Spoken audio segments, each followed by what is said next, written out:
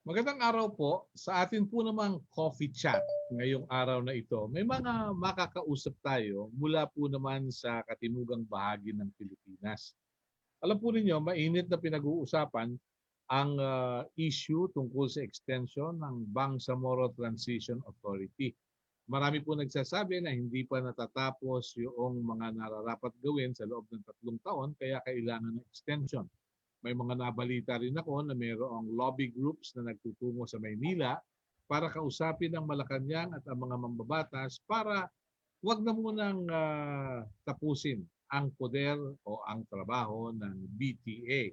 So ano ang pananaw ng ating mga kababayan, ng ating mga katutubo mula po naman sa katimugang bahagi ng Pilipinas? Kasama po natin mga kaibigan si Timoy Labi Leticio Datuwata at bibigyan tayo ng pananaw kung ano ba ang kanilang paninindigan sa isyong ito. May mga kasama rin siya mula po naman sa katimugang bahagi ng Pilipinas. Magandang umaga po, Timoy Labi. Ano po ang inyong posisyon? So, magandang umaga at maraming salamat, Sir Melo, mula dito sa Tribong Tanuray at sa Calamaungian sa pamamagitan ng Timoy Justice and Governance dito sa panahon ng Bangsamoro Transition Authority Extension. Ang posisyon ng Timoy Justice and Governance at bilang mamuno ng Timoy Justice and Governance, consensus na pinag-usapan ng council kasama ang mga katutubong leader ng pamayanan ay ang aming pananaw at dahil doon sa aming expression ay no to extension, no. Una, itong posisyon naming no to extension ay Opo. Ano po iyon? Mukhang nagka-problema yung ating internet connection as usual. Pakituloy lang po,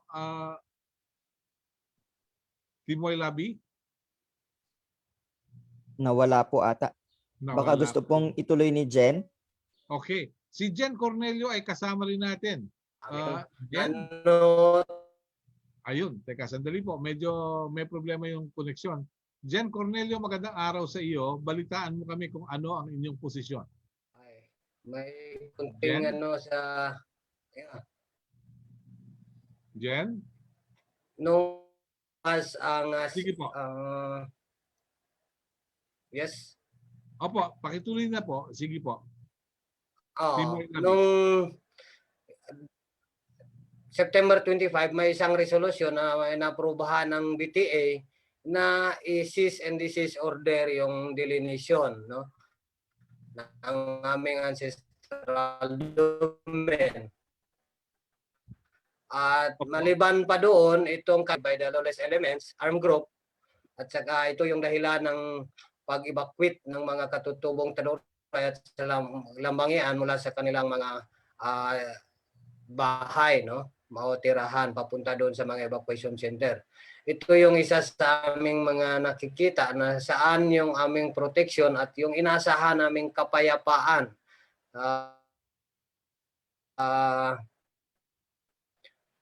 Long-lasting peace na dahil kami ay sumuporta ng irang Bangsamoro Organic Law, pero sa ngayon kabaliktaran yung aming nararanasan, yung pag-angkin o pag-agaw ng aming mga lupaing ninuno ay ito yung isa sa mga dahilan humantong sa aming paglikas ng aming mga katutubong mamayanan. Ito'y nagsimula noong 2020. May mga patayan, may mga leader na namamatay dahil doon sa pagposisyon sa kanilang mga lupaing ninuno. At maraming namamatay, no? In fact, itong past 4 months, may nabilang kami na 11 yung namamatay ng katutubong leader. So ito yung isa sa mga dahilan kung ma-extend yung Bangsamoro Transition Authority at ito ay ma-extend na rin ang aming karanasan na hindi maganda dahil dito sa aming mga lugar. Kaya minumungkahin namin talaga yung pag-elect, no, pagpatuloy yung eleksyon at nang makapili kung sino yung nararapat na uupo doon sa Bangsamoro Parliament. So yun yung isa sa aming mga hinaing. Noong 2020 nga, June 23, nag-declare ang Timay Justice and Governance na ang kanaming teritoryo ay under siege or sa local na term namin is gubotan, meaning inaatake kami sa aming mga sariling lupaing ninuno sa aming teritoryo. So yun yung isa sa dahilan kung bakit lumabas yung posisyon ng Timay Justice and Governance na no to extension. So may mga panawagan kami. Una is yung pag-impose o pagpapatuloy ng ancestral domain delineation process ng Tinuray at sa Kalambangan. Pangalawa, yung panawagan na may intervention yung international body na para tingnan kung ano yung yung implementation ng peace process sa Bangsang Moro territory or sa mga Bangsang MILF and GPH. No? Pangatlo, yung intervention ng ng national government na dapat imbestigahan or by the joint committee ng indigenous ng ICC-IPs sa Congress at sa Senate na magkakaroon ng investigation doon sa mga patayan at mga human right violation committed against the indigenous people. Pang-apat naming recommendation, yung government ng Pilipinas ay imbitahan yung United Nations Special Rapporteur on the Right of Indigenous People para direct maimbestigahan kung ano yung nangyayari sa aming lugar, no? Bilang katutubo kung ano yung mga violation doon sa aming mga karapatan. So yun lang po yung aking ma-share. So baka may dagdag si kasamang Jen at saka yung youth representative si Jason. Oo. Maraming Pero, salamat. Magandang umaga. Matanong ko po kayo, doon sa sinasabi ninyong mga napaslang, meron po ba kayong ginawang pagsisiyasat kung anong dahilan at pinatay ang mga katutubo? Meron po ba kayong... Malinaw po sa aming sa mga data na aming walang ibang dahilan kundi dahil doon sa protekta sa kanilang lupaing ninuno. Yung ang recent last quarter of the 2020, yung isang isang youth pero may anak at age of 22, pinatay siya dahil doon sa hindi sila aalis sa kanilang lupa nung siya'y naghahal ng mais para sa paid labor doon sa ibang tao para lang may magpakain sa kanyang anak at inambos, no, tinambangan along the way papunta sa So yun yung isa makikitang motibo, may presensya yung mga armadong grupo sa kanilang lupa na pilit angkinin ngunit hindi sila aalis dahil sa yun lang yung kanilang pinagmula ng kanilang pamumuhay, yung lupa. Opo, lumapit po ba kayo sa mga otoridad, sa mga pulis, sa mga militar at sa local government officials? Yes, sir. In fact, lahat naman yun ay may police blotter at may intervention ng military. Yun yung isa sa dahilan kung bakit nagkakaroon ng malawakang evacuation doon sa mga community dahil doon sa intervention. Siyempre, kung may mga lawless elements na aligid at may mga criminal offense, ay talagang mag-intervene yung military. So magkakaroon ng changing of fire between the military and the lawless elements. Yun yung dagdag na dahilan kung bakit mag-evacuate yung mga tao para makaiwas na rin. Opo, pero doon sa mga nag-evacuate, paano sila nabubuhay ngayon kung nasa evacuation center sila? Umaasa sa mga tulong mula sa gobyerno at sa mga civil society organization na doon sa may doon sa humanitarian intervention. Nakarating na po ba ito sa International Committee of the Red Cross? May mga na dumating na sa kanila, nagbigay rin kami ng mga information sa kanila, yung mga data na para magkaroon sila ng intervention.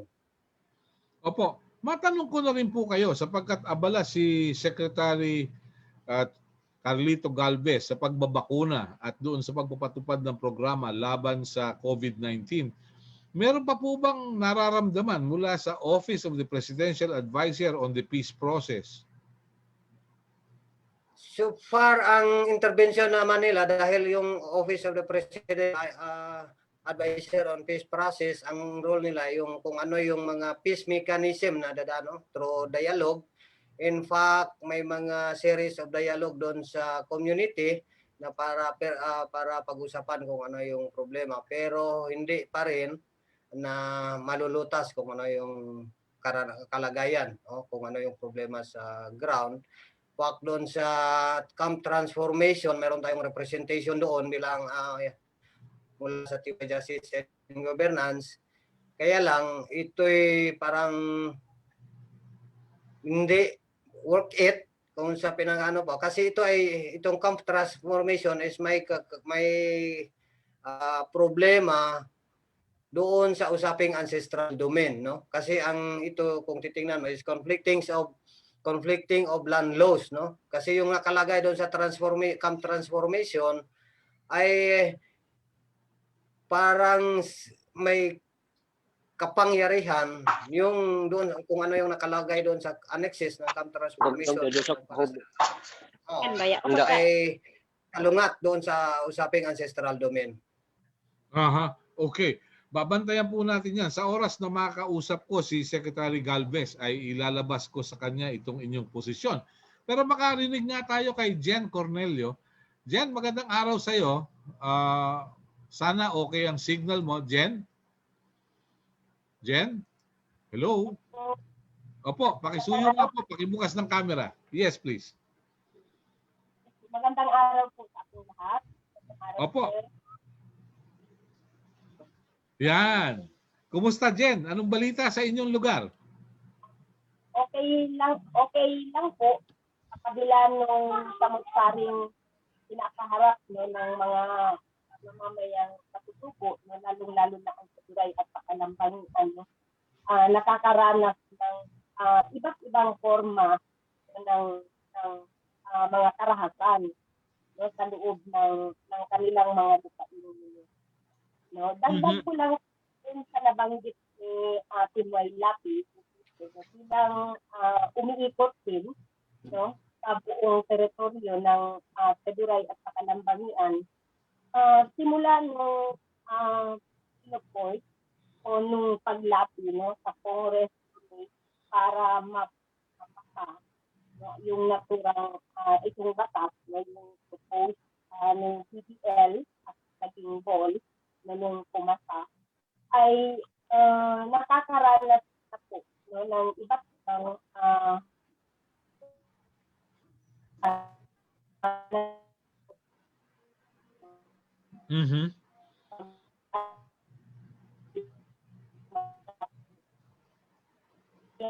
mga leader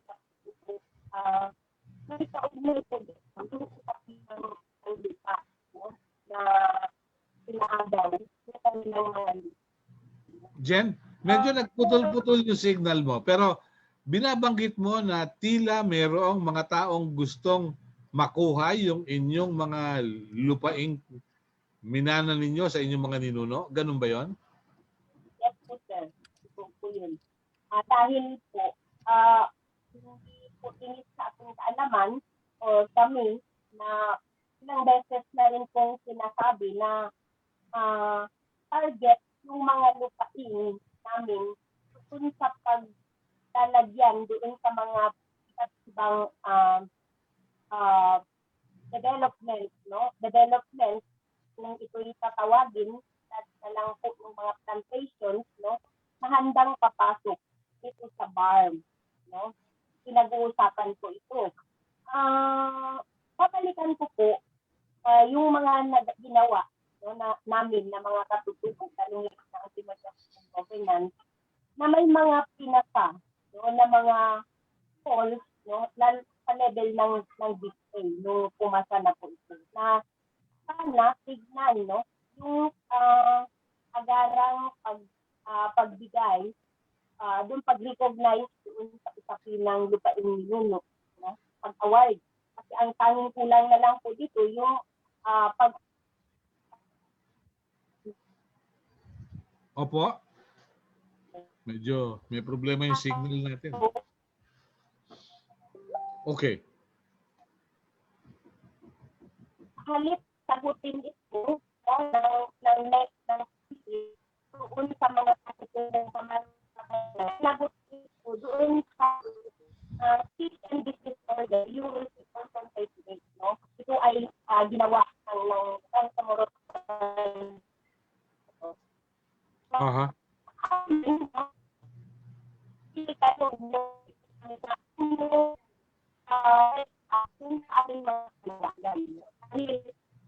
Jen? Jen, babalikan kita. Hindi halos maintindihan ang sinasabi mo. Sige, matanong ko muna si Jason Ulubalang. Siya po naman ay isa sa mga kabataan, miyembro ng Teduray Lambiangan Youth and Students Association. Jason, magandang araw sa iyo. Yes sir, magandang araw po. Pakibukas ng camera para magkakitaan tayo.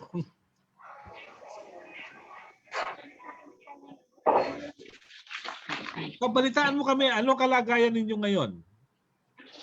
Yes sir, sa bagong autonomy ngayon, talagang pagpasok ng Bangsamoro Autonomous Region ay hindi po kaming matatawag namin hindi kaming malayang makapag dito sa Bangsamoro, no. Sapagkat aming pong naranasan sa ngayon, kagaya yung sabi ni Timoy Leticio Datuata kanina na hindi gaano hindi gaano magandang implementation dito sa Bangsamoro Autonomous Region, sapagkat yung mapait na karanasan namin bilang mga katutubong kabataan ay talagang hanggang sa ngayon ay nararanasan namin, no? So yun po. Nahuli po ako sa mga sir, yung sa mga tanong kanina. Gusto ko lang po mabalikan yung kung ano po yung mga question kanina. Paano kasi, ang tanong ko, ano yung sitwasyon? May pangamba, may mga napatay na raw, may mga harassment. At nabanggit ni Jen kanina na tila may mga nagnanais mangamkam ng lupain na minana ninyo sa inyong mga ninuno. Meron bang ganung pangyayari sa inyong lugar? Yes po, nung bago pa lamang pagpasok ng 2021, mayroon pong biktima din ng mga kabataan, no, na especially sa Barangay Sanyag, Municipality of Ampatuan, Maguindanao, na nagkaroon po ng sinunog po yung mga kabataan doon. So isa po yung aming kinakaharap sa ngayon. At pangalawa, yung usapin ng recruitment din sa Bangsamoro Freedom Fighter, no. Mayroon din kasing nangyayari sa ngayon, tapos narinig natin na sa ngayon wala na pong recruitment sa mga MILF, bagamat kung titingnan natin sa ground, patuloy yung recruitment, no. So talagang medyo mapait yung karanasan ng katutubong Teduray dito sa Bangsamoro Autonomous Region po. Oo. Sinasabi mo na parang napapagitan kayo sa Bangsamoro Freedom Fighters at sa MILF. Ganun nga ba ang pagkakaunawa? Okay. Opo, sir. Anong dahilan at nasabi mo na mayroong recruitment na nagaganap ang MILF? Akala ko ba may decommissioning na nakatakdang gawin at sinasagawa na, pero may recruitment pa pala? Sa karanasan namin ngayon, sir, although naririnig natin doon sa taas na wala na pong mga ganap na recruitment, pero pagdating mo doon sa community, mayroon pa rin, no? Hindi pa rin nawawala yung recruitment. Bagamat sinasabi natin may decommissioning, sa tingin namin, yung nag-uusap sa taas ay talagang ang pag-uusap ay may decommissioning, pero kung titingnan natin sa ground, dahil naranasan natin especially dito sa Gindulungan, nakikita natin talagang involved din yung mga katutubo dahil merong sinasabi na may mga tinatakot, para sumanib doon sa mga grupo. No? So yan. Ang pag-uusap sa taas ay talagang malinaw naman doon sa batas ay meron nga decommissioning. Pero pagdating doon sa ground ay yung implementation ng Bangsamoro ay talagang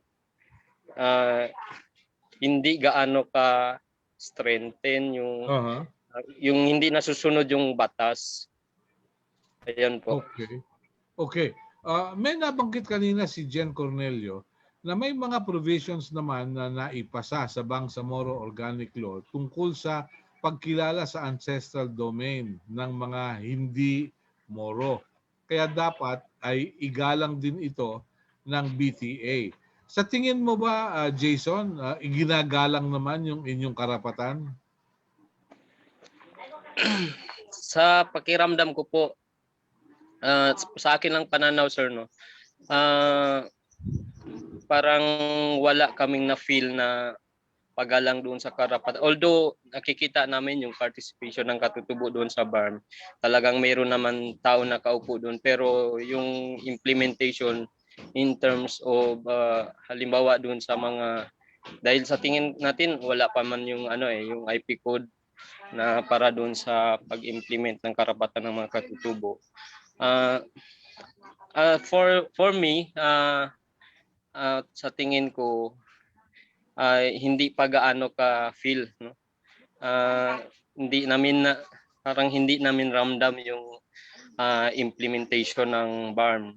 So yun po ang tingin namin bilang mga kabataan, dahil pagpasok pa lamang ng bagong gobyerno ay yung mga katutubo unti-unting pinapatay, yung pagpasok doon sa pag-aagaw ng mga lupaing ninuno ng mga katutubong Taduray. Kaya sa tingin namin, hindi namin feel, no? Masasabi namin ito dahil ito ay aming karanasan bilang mga katutubong Taduray, no? So yun po. Okay. Pero may mga actual ka nalaman na mga pagpatay sa mga kabataan ngayong mga nakalipas na buwan? Mayroon po kaming mga data doon sa may mga data na rin po kami doon sa pagpatay sa mga kabataan. Dahil din po ito din po yung causes ng sa usapin ng lupaing ninuno. Anong ginawa? Binaril? Ninuno po yung sa Ampatuan, sir. Biktima po, nasunog po yung mga 3 kabataan. Sinunog? Opo. Matapos barilin? Opo. Anong ginagawa ng 3? Bakit sila napatay? Ano kaya? Ano ang pagkakaalam mo? Sa tingin po namin, sir, dahil kung titingnan natin yung kasaysayan doon sa especially sa Ampatuan, ay ang community naman talaga ay control ng mga kasamahan nating Bangsamoro. Sa tingin ko, dahil sila yung may mga front na lumalaban dun sa karapatang pangkatutubo, ay talagang sila yung inuuna kung sino yung bosses, may bosses, sila yung naging target ng mga Moron. So yun po. Okay. Balikan ko muna si Team Y Labi, Leticio Gatuata. Matanong ko po kayo. Magandang araw po muli. Okay. Good. Nagkita na naman tayo. Pero ang tanong ko po sa inyo ay, gaano karami ang mga katutubo na kabilang sa inyong grupo, sa mga Tiduray at iba pa?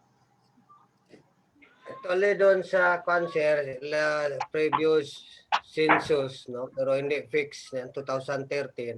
Ang dami population ng Taduray at sa Kalambangan sa Maguindanao is 127,000. Pero hindi pa yan siya naubos na nakuha yung nasa hinterland, hindi pa nakuha yung survey. Dahil doon ang nag-survey noon ay isang programa ng Institute for Autonomy and Governance, IAG, through sa IPDEV nilang program. Yun yung nagkuha ng data noong 2013. Okay, kaya ko na itanong yan, kung marami ang kabilang sa mga katutubo, meron kayong malakas na tinig na dapat kilalanin. Di po ba? Yes. Ang problema dito, sir, kahit anong assertion o panawagan ng katutubong non-Moro indigenous people ay hindi mapapakinggan. In fact, since na ito yung isa sa mga dahilan kung bakit gusto namin yung eleksyon. Nang sa ganon, kami ang makapili na kung sino yung dalawang uupo na mag-represent sa amin bilang katutubo. Kasi ang nangyayari ngayon, ang pumili kung sino yung mag-represent sa aming bilang katutubo ay yung government at ang MILF. For example, ngayon, ang upo sa Ministry of Indigenous Peoples Affairs na si Melanio Ulama na dating BTC Commissioner na nagiging appointed na rin siya ng MILF. So siya rin yung inappoint ng MILF na upo bilang isa sa sinasabing mag-represent sa IP. By physically, IP siya, pero by mind and yung niya, ay appointed siya ng MILF. So doon siya susunod, doon sa kanyang principal. So wala kaming choice, wala kaming magawa. Kung ano yung gusto ng MILF, na i-implement niya, yun lang, doon lang siya, no? So, in fact, may resolution o yung IP code, magdadalawang taon na, hindi uusad na sa level pa lang niya. And then, kung ano yung mga provision intended, yun nga, yung provision na nasa ball, na intended for the protection of the right of indigenous people, hindi ma-implement, no? Yun yung kanya. So, in fact, series of may mga letter kami in-address sa kanya na para doon paggawa ng aksyon kung ano yung problema ng mga katutubo. Walang sagot mula sa kanya. Na-receive niya pero walang sagot. Hindi niyo ba siya na ipapatawag sa inyong assembly para magsalita at mangako kung anong gagawin para isulong ang interes ng inyong sektor? Talagang hindi nangyayari yun, sir. Lagi naman siya inimbitahan sa mga katutubong activity na hindi siya pumupunta. Nagpapadala lamang siya ng kanyang mga tauhan. Na hindi na rin makasagot kung ano yung tunay na katanong at rekomendasyon ng mga katutubo. Ang sabi ay dadalahin nila doon sa kanilang superior. Pero hindi na pala siya ma-reach, ganon. Ma-reach sa iba, pero sa amin bilang nagpo-push ng ancestral domain at nagpo-push doon sa karapatan ng mga katutubo, talagang wala kaming puwang para sa kanya. Aha. So, paano ngayon to? Di ba may mga congressmen din naman kayo dyan sa inyong lugar? Nakakausap niyo ba yung mga mambabatas na kumakatawan sa lahat sa loob ng distrito? Sa amin naman, sa aming side, sir, hindi namin sila makakausap. Pero ang isa sa problema is mismo yung district representative ng 2nd District of Maguindanao, siya yung proponent doon sa bill for extension of the Bangsamoro Authority. Sinong congresswoman o congressman ito? Si Toto Mangudadato at kasama niya nag-sponsor doon si Congressman Legarda doon sa bill na extension of the Bangsamoro Authority until 2025. Aha. Sa tingin ninyo ay hindi maayos yung ganong resolusyon ni Toto Mangudadato? Para sa kapakanan ng Bangsamoro at saka doon sa Bangsamoro Transition Authority, maayos 'yun. Kaya lang ang sa amin naman na hinaing, yun nga yung nararanasan namin ay hindi namin feel at talagang may kakaroon ng diminution of the right of indigenous people doon sa batas na yun kasi base doon sa aming experience. Okay, sa inyong experience. Okay. Kumusta ang tulong ng non-government organizations sa inyong grupo? So doon naman sa may mga non-government organization na talagang nagbigay para doon sa pangangailangan ng mga evacuees mula din doon sa member of the parliament, Romy Saliga, nagbigay na rin. In fact, in fairness kay MIPA daw, nagbigay na rin sila doon sa mga katutubong evacuees na katutubo, no? At saka yung mga ibang organization, civil society organization nagpapadala naman.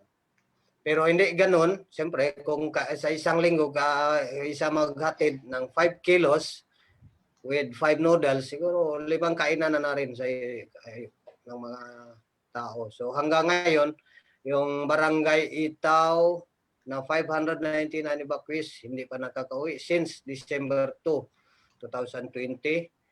Dagdag yung from barangay Makalag and Buayan na nasa Dato Hopper, Maguindanao sila ngayon, hindi pa rin nakakauwi. Okay. Medyo mabigat itong kinakaharap ninyo. Pero matanong ko si Jen, sana maganda na yung signal ni Jen. Anong pwedeng gawin ng inyong sektor para iparating sa kinauukulan ang inyong posisyon? Jen? Nariyan ka pa, Jen? Yes, sir. Yes, please. Opo. Ano pong gagawin ninyo? Ang matagal na po namin inumpisahan, no? Yung pagkalabit, no, doon sa mga network, lalo na sa national, yun sa usapin ng IDP po. Dahil hanggang ngayon ay hindi pa nakakabalik, almost one half, hindi pa nakakabalik sa kanilang mga komunidad. No? Kahit na mayroon silang mga panawagan na sana ligtas lamang silang makabalik doon sa kanilang mga komunidad kung mayroong military, no? Detachment na ilalagay doon sa mga area. Very concrete po yun na panawagan doon sa mga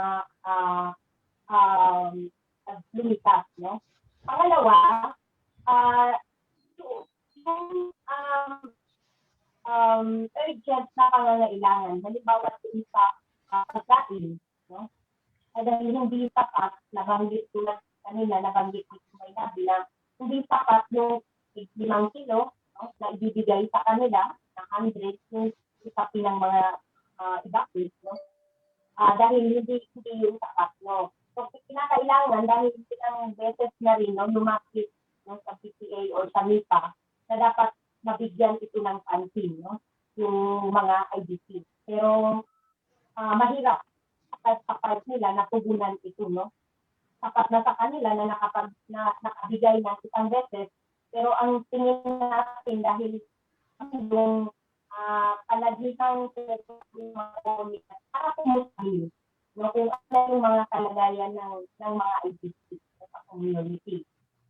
Yun nga, nakukuha natin na hirap, no? Hirap sila sa usapin ng COVID, no?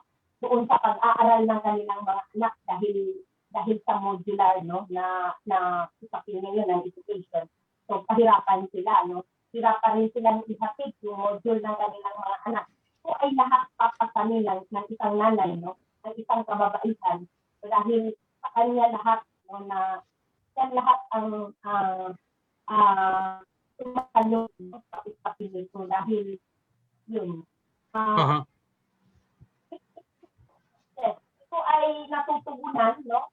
Hindi naman sinasabing kalahati or yung natutugunan yung mga network, halimbawa tulad nila yung sa usapin ng kawinan, no? Ay nakapagbigay sila, no? Pinadaan dun sa amin dahil yun yung tingin namin na urgent na pangangailangan ng mga tao sa komunidad, no? Babalikan ko conflict yung naputol kanina, no? Sa tingin namin, itong before and after yung pagpasa ng Bangsamoro Organic Law ay napakarami, no, ng datos na nakuha na pinapatay dun sa mga leader sa tutubo at lalo-lalo na dun sa mga miyembro, no? Tingin namin, itong nangyayari ito ay kung mayroong isinisigaw ang mga kapatid namin mga Bangsamoro na historical injustices ang kanilang kiniklaim, no, nangyayari sa kanila. So, sa pinakatutubo ay systemic violence, no? Dahil, or structural violence, dahil, pinorma nila dun sa structure yung kanilang pag-govern, no? Na kung saan ay hindi nila nakikita yung balance na pagtingin kung sino ang dapat na makikinabang, kung ito ay kagandahan or development or may magandang makukuha yung mga tao. Lahat ng mamamayan dapat doon sa loob ng Bangsamoro Autonomous Community. Pero sa likod nito ay talagang mga katutubo ang napagliwanag. Kung noon ang panawagan ng panahon ng ARMN na tingnan naman ninyo kami, pansinin ninyo kami dahil tao kami na sa loob ng ARMN noon. Walang pinagkaiba sa ngayon na natao din yung mga katutubo doon sa loob ng bar. So ito ay kung noon ay hindi nakikita, mas lalo ngayon, no? Mas lalo ngayon na parang nilagay sa sistema yung pagbubutyerno na hindi naman pare-parehas, no? Yung nakaka-avail or hindi nakupulsil ng mga tao, no? Na nasa loob ng body. So ito yung matagal na pinapalalagan ng mga katutubo na saan ang mga katutubo sa usapin. Kahit na sinasabing mayroon ng batas, no? Humahanap pa rin ng paraan para hindi ito mai-implement at hindi ito magagamit ng mga katutubo, no? Lalo-lalo na napakaliit lang naman yung bagay na hinihingi ng mga katutubo na ibigay, i-award sa kanila yung certification, yung Certificate of Ancestral Domain Title, at pahala na sila paano nila ito protektahan. No? Dahil mas alam nila kung paano ito mapoprotektahan. So, dahil yun nga, sa nasabi ng mga katutubo, simula yun pa ay ang lupa, ang kalikasan ay karugtong ng kanilang buhay. So, paano nila yan magagawa, no? Mapakita na talagang karugtong ng kanilang buhay, hindi naman nila control. No? Hindi naman nila alam kung paano ito papalaga.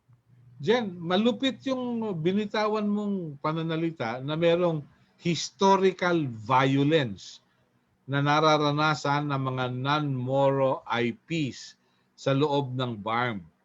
Magpapatuloy kaya ito? Wag naman sana, pero magpapatuloy kaya ito? Mag-i-eleksyon eh. Hindi po ito mabibigyan ng pansin dahil ang nangyayari sa mga katutubo ngayon ay tingin po maliit sa bagay ikumpara dun sa mga nangyayari, no? Kung bakit may iniklaim, no? Ang mga kapatid namin, no? Bangsamoro, sa pinaka-historical injustices na nangyayari sa kanila before, no? Dahil hindi nila tinitignan din kung ano yung mga nangyayari din before at hanggang sa kasalukuyan ngayon, doon sa nangyayari sa mga katutubo. No? Dapat mayroon lamang yung may balanseng pagtingin. No? Doon sa kalagayan ng mga katutubo, kalagayan ng mga Bangsamoro, in fact, kalagayan ng mga migrant. Mamamayan po ang Okay. No? Dapat kung mapagkuhanan, i-claim din yung kanyang karapatan, no? Hindi siya pwedeng paliwalain. Okay. Mabuti na paliwanag mo yan. Babalikan ko ngayon si Timoy Labi, Leticio Datuata. Magandang umaga muli. Pero may inaasahan pa ba kayong magaganap na mas maganda para sa mga katutubo?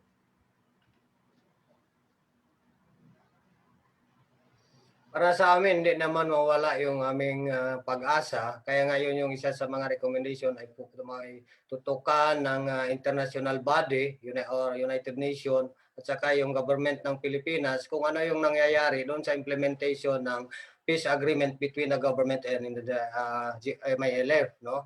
Kasi noon pa man yung during crafting of BBL, at kahit doon sa pag-usap pa lang ay nakikiusap na kami sa government na please include us in the peace negotiation because you are talking about our territory and our identity and our the future of our next generation. Pero hindi 'yon nangyayari. no? Kahit doon sa level pa lang ng peace negotiation, our agenda is not included to the 10-point agenda of the MILF during the peace negotiation. Sabi nila, yung mga position paper namin ay hindi pwede or may term yun sila na mga informal document daw yung mga position paper namin kaya nila pasok. No? Noon naman sa pag-craft ng Bangsamoro Basic Law, ay ano na rin, nag-participate na rin kami, nagpadala ng position paper kung ano yung pwedeng ipasok para sa karapatan ng mga katutubo. Hindi rin nangyayari. So yun yung dahilan kung bakit noong 2015 ay nagkakaroon ng lobby group yung mga katutubo mula dito sa Mindanao at hanggang pagdating sa Manila ay na-form yung Loyukan. So ganun pa rin yung hope namin ngayon na sana yung aming mga karapatan na nailagay sa batas ng Bangsamoro Organic Law ay ma-practice at ma-exercise namin, maramdaman namin na yun ay pagkilala sa aming mga karapatan. No? Kaya hindi kami humihingi ng special treatment para sa amin ang mga non-Moro indigenous peoples. Ang hinihingi lang namin kung ano yung aming karapatan at nailagay sa batas, dapat lang i-implement at mararamdaman namin. Yun lang yung aming hinihingi sa gobyerno. Mula sa BARM hanggang sa national government. Pero mag-i-eleksyon na eh. Ano kaya? May kinabukasan pa kayang maganda dahil lang sa alam mo naman pag nagsimula nang umikot yung mga nananaginip, maging Pangulo, maging Senador, kung ano-anong pangako ng namumutawi sa mga labi ng mga kandidato, baka makalimutan na naman kayo. Ay, yun yung karanasan, yun yung practical na nangyayari. Pag during election, kinakailangan yung boto ng mga katutubo. Pero pagkatapos ng election, hindi na nakikita. Kaya yun yung namin, babalikan namin at yung mga senator, congressmen and congresswoman na nilapitan namin noong during BBL doon sa campaign ng full inclusion of IP right, muli kaming babalik sa kanila sa pamamagitan ng Loyukan at ipapaalala sa kanila na ito yung aming hiling bilang constituent na rin ng Pilipinas. Patapos na yung panahon ni Pangulong Duterte sa ika-30 ng Hunyo sa susunod na taon. May inaasahan pa ba kayo kay Pangulong Duterte na abala yata sa mga issue ng COVID-19 ngayon?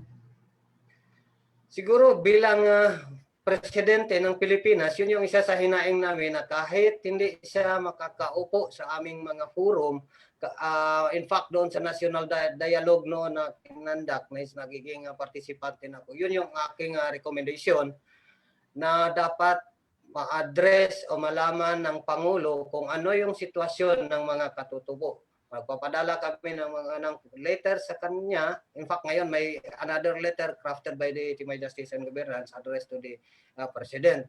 Kung hindi man siya makakaupo sa mga dialogo, kahit mismo yung kanyang office ay may representative para marinig at makita, makasalamuha kung ano yung karanasan at mabanggit ng mga katutubong leader batay sa kanilang karanasan dito sa BARM. Sa mga tao ni Pangulong Duterte, sino ang kapanipaniwala sa inyo? Para sa amin, wala namang kung sino yung kapanipaniwala. Pero ang gusto lang namin, at least, mapaabot sa kanyang opisina ang aming hinaing. Kung sino man yun, kung sino yung pwede namin ma-reach out, basta makakarating lang sa kanya yung aming mga nararanasan. Ang lumalabas na pinakamalapit sa Pangulo si Senador Bongo, di ba? Satisfied na ba kayo? Pag pinadala ba si Senador Bongo sa inyo, tatanggapin nyo na. Okay na. Para lang maparating sa presidente yung aming hinaing, no choice. Okay. Maraming salamat. Kung di ako nagkakamali, nagkita tayo sa tapatan sa Aristocrat mga ilang taon na nakalilipas. At 2016 na tayo.